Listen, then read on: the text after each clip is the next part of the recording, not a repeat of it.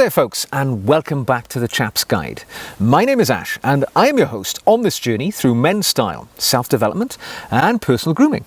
Now you meet me today in my studio having just done one of my Am I a Chap video series, and I thought I'd take the opportunity while I was here to answer a question that's been sent in to me in what I now call my quickfire Q&A videos. So these are just designed to answer questions swiftly so that you can hear me giving my response rather than seeing it in the comments. And today's question comes from Multimac 2020, who asked me, have you ever considered a well-groomed beard or moustache? Great question, because as you've always seen me, I have been clean shaven. And I have to tell you, I have been clean shaven for the vast amount of my adult life. However, like most men, I have toyed with facial hair from time to time. Sometimes it wasn't always voluntary. A few years ago, my young son gave me chicken pox and I came out with blotches everywhere. I couldn't shave for a month, so I grew a beard, and I have to admit it was not something I enjoyed. I thought it didn't look very stylish, and I couldn't wait to shave it off. So that's the only time I've actually grown a beard deliberately in adult life. I normally don't go more than 2 or 3 days without shaving a stubble, so I tend to be clean shaven on most occasions.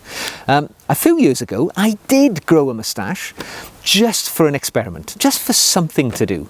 And I grew a Bandit moustache, you know, the ones that go right down the side. I really felt a bit sleazy, felt like a 1970s pornographic movie star.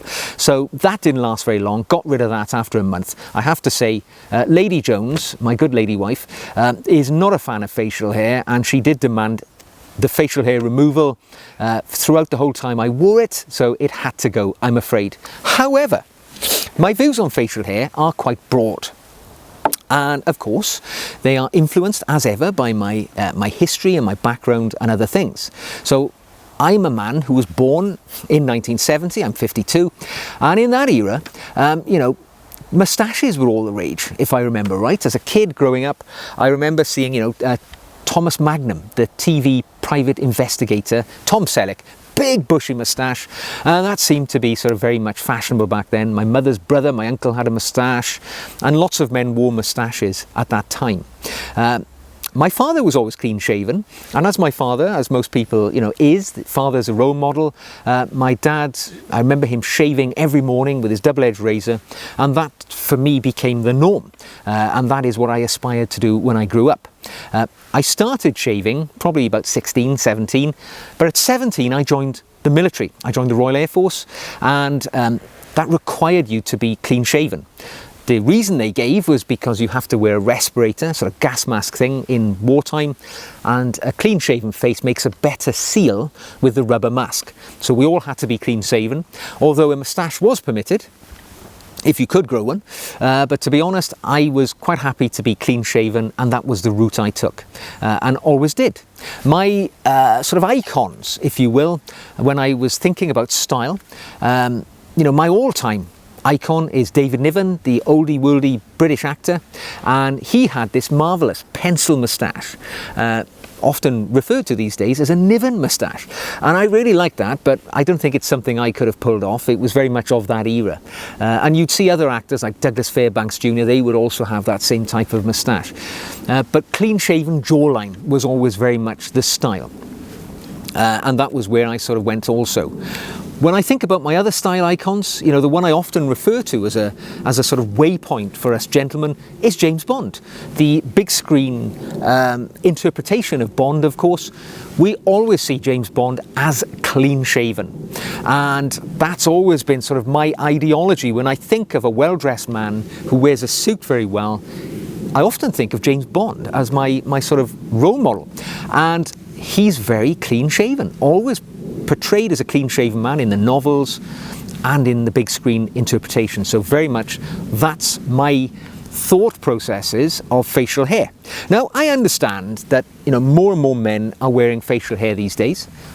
I get it entirely. It makes me feel better about being clean shaven, actually, because it makes me stand out from the crowd a bit, because quite often when I sit in a room of, say, 10 men, 7 of them may have a beard or a stubble or a moustache. So I'm sort of in the minority being clean shaven. So I like that. I like to stand out from a crowd, and I understand why men don't shave today. You know, the saturation of beards are becoming more and more prevalent. It's easier, you know, if you don't want to shave every day, not to, so grow a beard. Although you still should trim around, you know, the edges to define the beard and keep it well trimmed as often as you like, really, to make sure it looks good. So it's not entirely an escape from shaving, it's just a reduction, I would suggest. The other thing a beard does, of course, it can add some body and some definition to the face. So if you feel that like you've got a weak jawline, the beard can add some volume to the old chin, which can be useful to people. It can also hide some things under here, can't they? So if you've got a couple of double chins, you know, the beard can detract from that. So if you've got maybe a rounded face and you want to add definition to your appearance, a beard, well-trimmed beard, maybe a goatee beard with a moustache, it can add a feature to your face which draws the eye away from something that you're seeking to lessen its impact in your impression. So there we go. Breaks the roundness of the face, hides a weak jawline. I mean, you know, that's all I can think of really why a gentleman may choose not to shave. I love the experience of shaving every day as well, which is one of the reasons why I don't have facial hair. Because every morning I get up at 6 a.m. and I shave. And that's the first thing I do. And it is part of my regime. And I love to do it because, you know, I shave, it sets my mind up for the day while I stand there in front of the mirror. I choose the shaving products I want to use. So I may have maybe 20 different shaving creams. If it's a warm day, I might choose a citrus-based cream because that's light and zesty and it'll make me feel good. If it's a very important business activity I'm undertaking, I might choose something which is more dense and characterful. So, you know, these are the ways that I set my mind up for the day. And at the same time, after I've shaved, I moisturize my face. So I moisturize my skin twice a day, and very much my shaving process is part of that regime because that's when I do my moisturizing. So very much, you know, that's why I wear no facial hair. Of course, some of the greatest figures in history have had beards. Look at all the old kings of England. You know, they've always had that very sort of statesman-like beard coming to a point at the chin.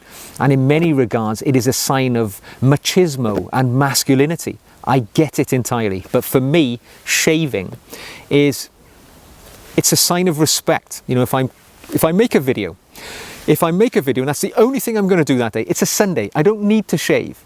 But if I'm going to make a video, I shave on a Sunday because it's a sign of my respect for you that I have a clean jaw. And, you know, that is really part of my character as well. It's part of the process that I take to make myself ready for the world, is to have that shave. So there we go, Multi-Mac. I hope that's answered your questions and my thoughts around shaving and wearing facial hair. If you like it, go for it, but make sure it's trimmed and defined, all right? Don't let it go nuts. Don't have one of these full face beards which just looks like you've been living in the wilderness for 10 years. Make sure it's trimmed, make sure it looks good, make sure it looks statesman-like, and that, you know, you're going to look your very best. Use beard balms or whatever else people put in there. Make it pretty, but look your very best. Be an intentionally well-dressed man, even if you have a big bushy beard. So, until the next time, take care of yourselves. Don't forget to give us a thumbs up. Click the red button. You can buy me a coffee if you'd like. Links in the show notes below. I'll see you again very soon.